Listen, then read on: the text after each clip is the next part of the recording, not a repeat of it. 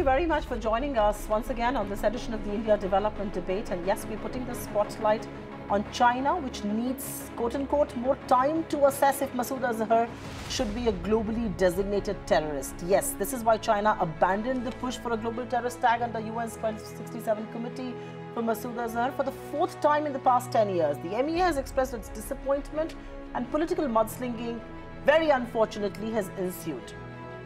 The question, though, is this a big setback for India's diplomatic heft? Is a global terror tag just symbolic? And why is China backing global terror? Is China really backing Pakistan amidst all of this and its international pressure to ward off terror that's breeding on its soils? We're joined by an expert panel right here. First up, the politicians. Nandan Kohli is an advocate and he's a Supreme Court advocate. He's also the national spokesperson of the BJP. I've got Salman and he's a very, very keen watcher of global events and of course the national spokesperson of the Congress. Vishnu Prakash, former ambassador to Canada and South Korea, and Sushant Sareen, strategic affairs expert and senior fellow at the ORF. So thank you very much, all of you, for being with us. And as I do the China show, I do it with a sense of regret quite clearly. It is for the fourth time that China has blocked the UNSC from tagging Masood Azhar as a global terrorist. So, Sushant Sareen, is it safe to say China backs terror?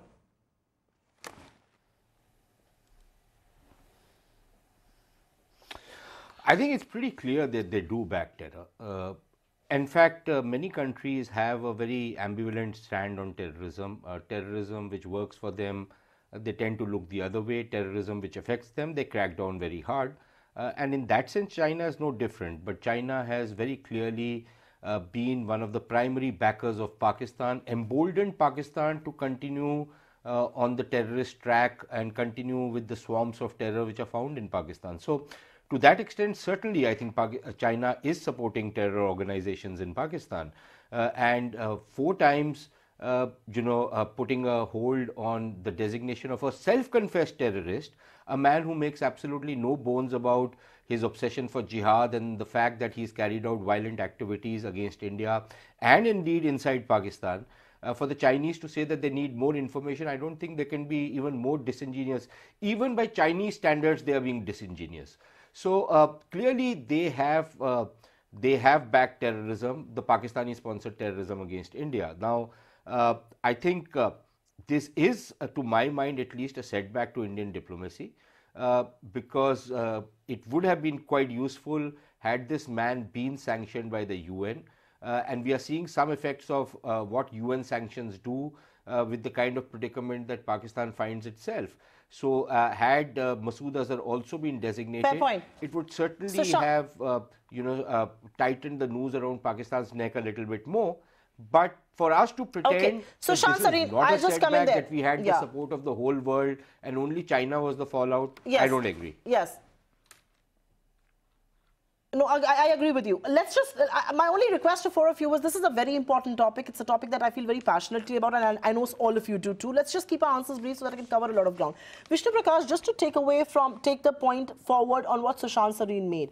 Are we in denial? The fact that some of the most powerful countries in the world were supporting us on this, and still China did not. Is this a diplomatic failure, and are we on denial on that? We are certainly not on denial, no question of being in denial. I think we are being very realistic. China is an adversary. We are not wide-eyed at all. Our effort in the last few years, decades, has been to try and narrow the divergences and build on the convergences. We have succeeded in some cases, we have not succeeded in some cases, and that's the name of the game. Now, as far as this yesterday's development is concerned, we all know that China uses Pakistan as its proxy to do what China wants, to keep India boxed in. China does not want to see the rise of India. So, and also let's be very clear, China is the patron of 2 countries in the world, Pakistan and North Korea. And a person knows by the company it keeps. So that is what China is all about. And also there is a political bilateral factor, in my view, is that we are in the election mode, and China is loath to give any comfort to the ruling party where it can claim success in combating terror, and especially say that, look, claim credit for bringing China around. So we have a situation where China is now looking around and finding itself isolated, but it will continue so long as the costs do not overrun, costs do not are not more than its benefits. And I would also just end by saying that we need also to take very calibrated measures against China. Yes. I will talk about those measures in just a bit because I have an entire segment on that. But Nalin Kohli, I will come to you. And I don't know if it amused me, did it baffle me, does it distress me? And you represent, both of you represent two ends of the political spectrum, that instead of attacking China, like we did after Pulwama, when we attacked Pakistan and went head-on into attacking Pakistan. And I don't mean the military action, I really mean the political opponents, the political voices that came in to attack Pakistan. In India, a political dogfight has ensued. I mean, can the BJP get away by saying that the original mistake was made in Kashmir? Because people will say, quote unquote, your Jhula diplomacy has failed. Why could we not get China around to back us on this? I mean, Masood Azhar is a self-confessed terrorist. He took the responsibility for an attack we were just under. There are three parts to my response. One to the Congress party, one to the historical fact, and three about diplomacy and the relations with different countries. So let's start with the Congress. Rahul Gandhi ji can hardly have a point of view as an epitome of diplomacy when he was meeting with the Chinese ambassador when our soldiers were eyeball to eyeball in Doklam, or he was being escorted by Chinese ministers when he visited Mansarovar. And certainly, we do point out to a historical fact, the 1955 letter of Pandit Nehru, that if there is a problem in the UN Security Council today with China being there, it's courtesy the gifting it away of that interest by Pandit Nehru. That's a historical fact. Should facts not be known? So one who chooses to comment and lives in the historical well-being of their family name certainly is entitled to be reminded of the supreme blunders by his great-grandfather. That's one. The second part is with regard to dealing with China, and you made a comparative with Pakistan. Why diplomacy? Even in life, you deal with different people in different ways. You don't have a uniform way of dealing with everyone. With China, it's a far more complex relationship. Doklam is a good, while you point out the Jhula diplomacy as a sort of a light comment, I'd come up with an equally serious comment that on Doklam, Indian soldiers stood eyeball to eyeball. And on that plateau, it was unexpected. We didn't open our mouth, but we did what we had to do. I would also point out that you have had a C-130, which is the biggest craft in the world, land in an advanced landing site in Arunachal Pradesh, which has been constructed over the last 5 years. So if you go and study even in security, there'll be ample experts who will point out that we built multiple advanced landing sites that didn't exist for 70 years. Or that the mountain brigade is being put up, or that you've been, your air force is being strengthened in that Eastern Command. Things are happening. We recognize what is the unequal military part of it, but there are other things also. What we do note with this is, I don't think the government hyped up that we were expecting China to do so, but we certainly noted that all other countries stood by us and they moved the resolution. So China is a larger and a more complex issue. And I don't think it deserves a light comment to say it's only Jhula diplomacy. There's a lot happening on both sides. Yeah. No. The reason why I made that light-hearted comment was that what is the point of all this bonhomie when we could not get China to do the very least, which is to back our efforts to make Masood Azhar a global terrorist. But Salman Soz, one of the points that the BJP is making against you is that it's Pandit Nehru who got China and the UNSC, and we are paying a price for this. There are also, many people will question what has been your track record as far as taming China is concerned. Well, first of all, when Nalin and other BJP leaders talk about about history, they forget about the context, and that's the way they've been conducting their politics.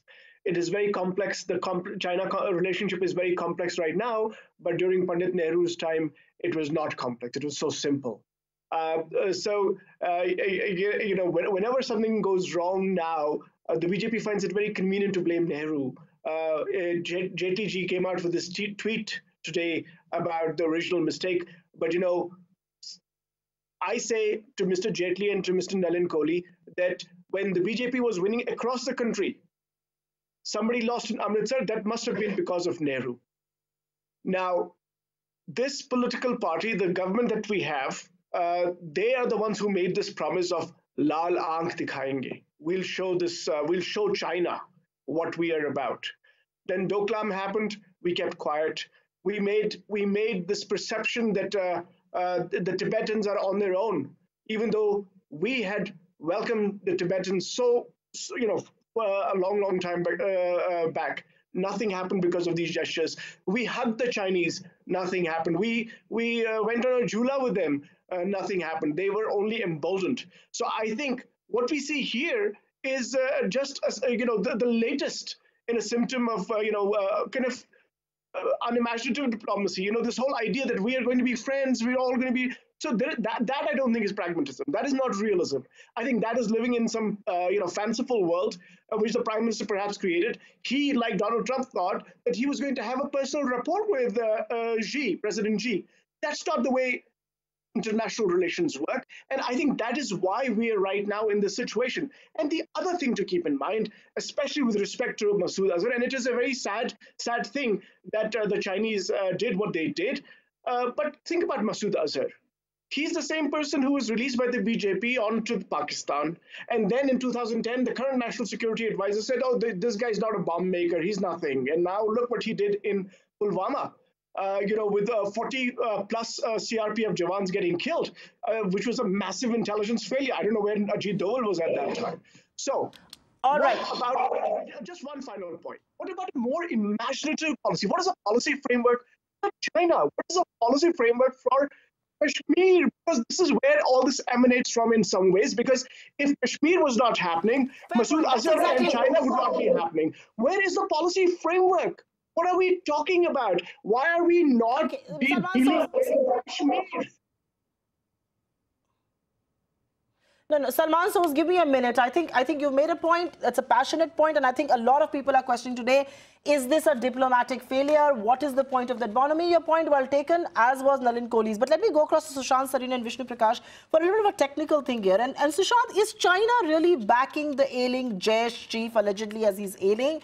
Or is it actually warding off any international pressure on its all-weather ally, Pakistan, to crack down decisively on terror?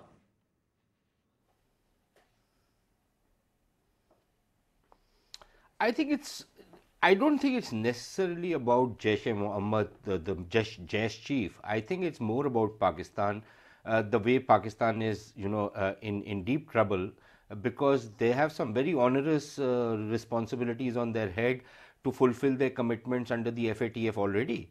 And they're going to find it very difficult because some of those conditions actually involve not only prosecuting these fellows, which the Pakistanis do all the time, which are sham trials, but actually sentencing these fellows.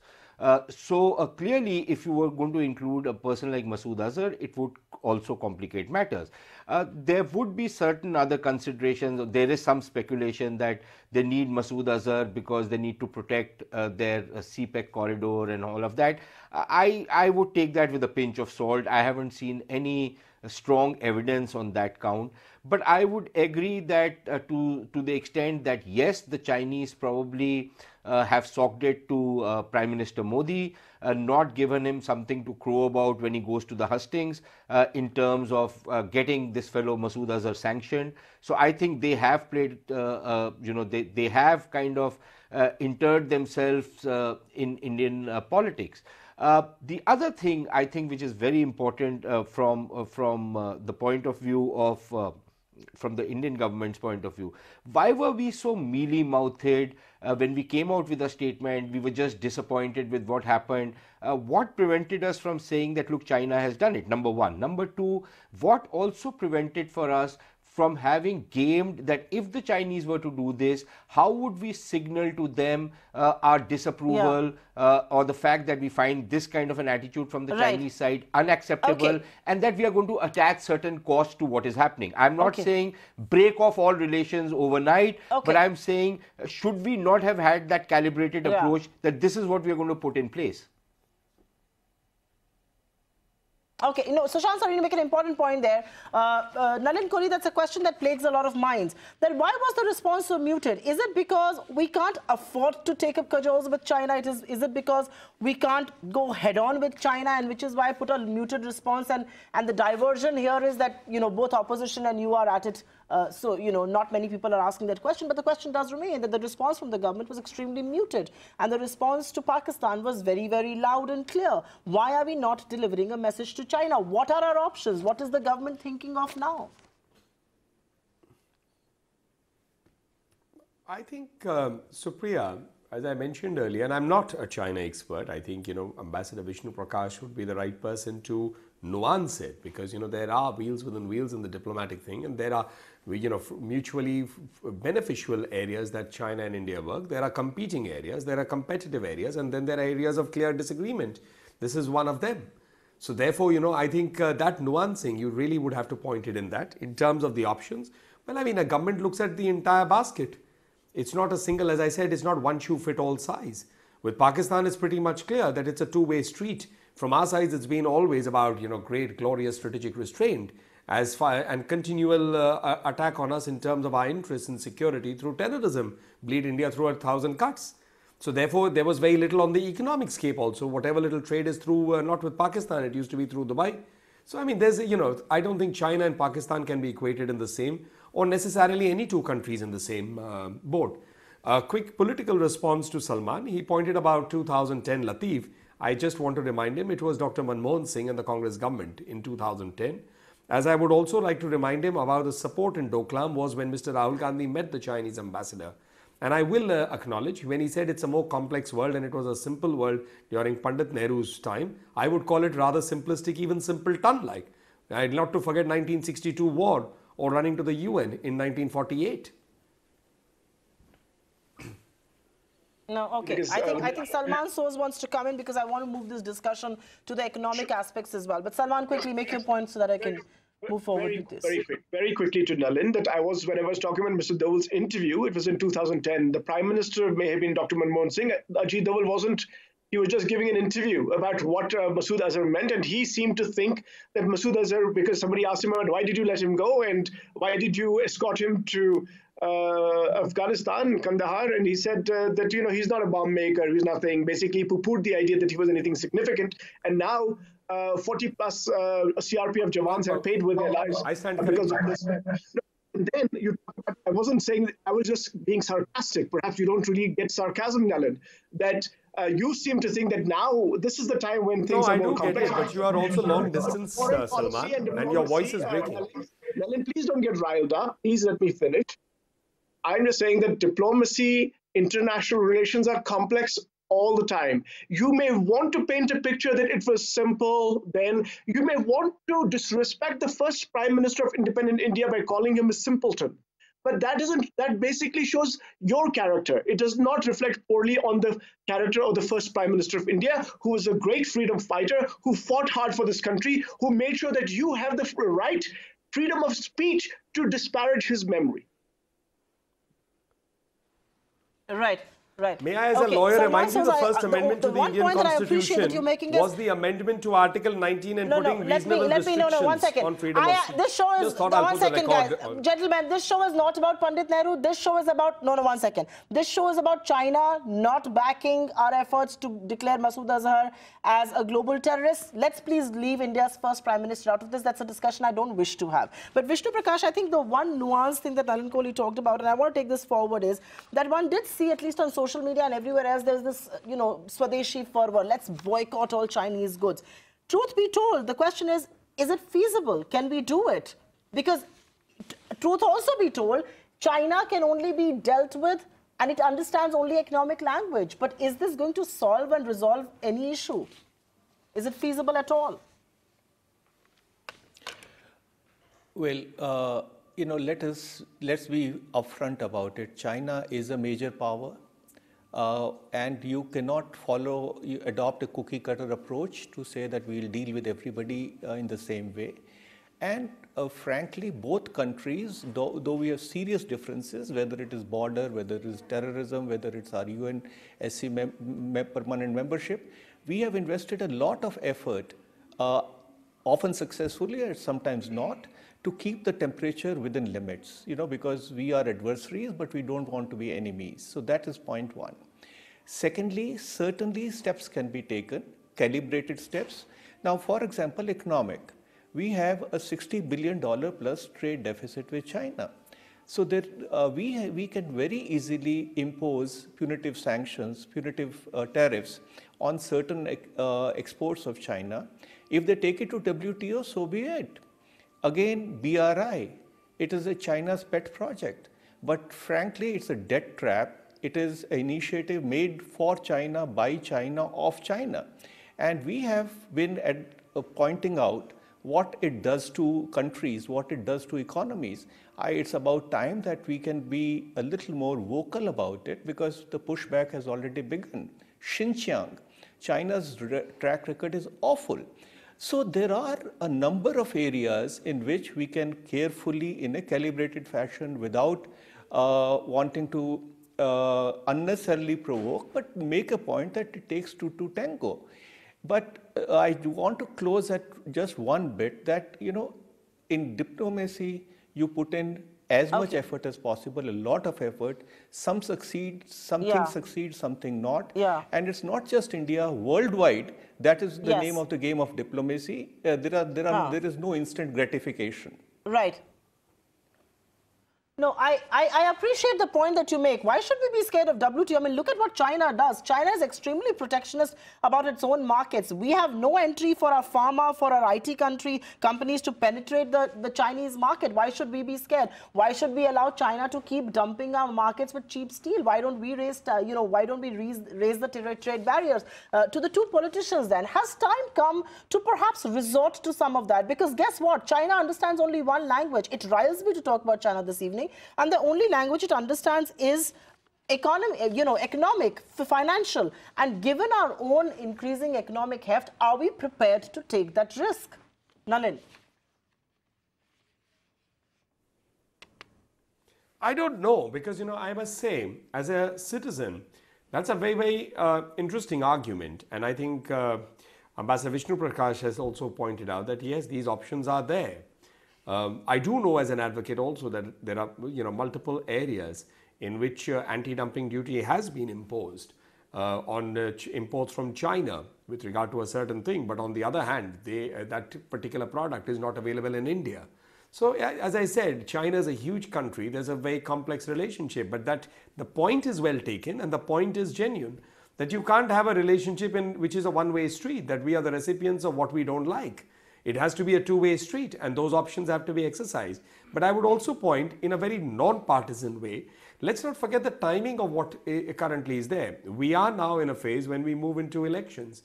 In terms of the entire effort of the entire political leadership across the country, not just those who are in government, is going to be more towards the biggest election in the world.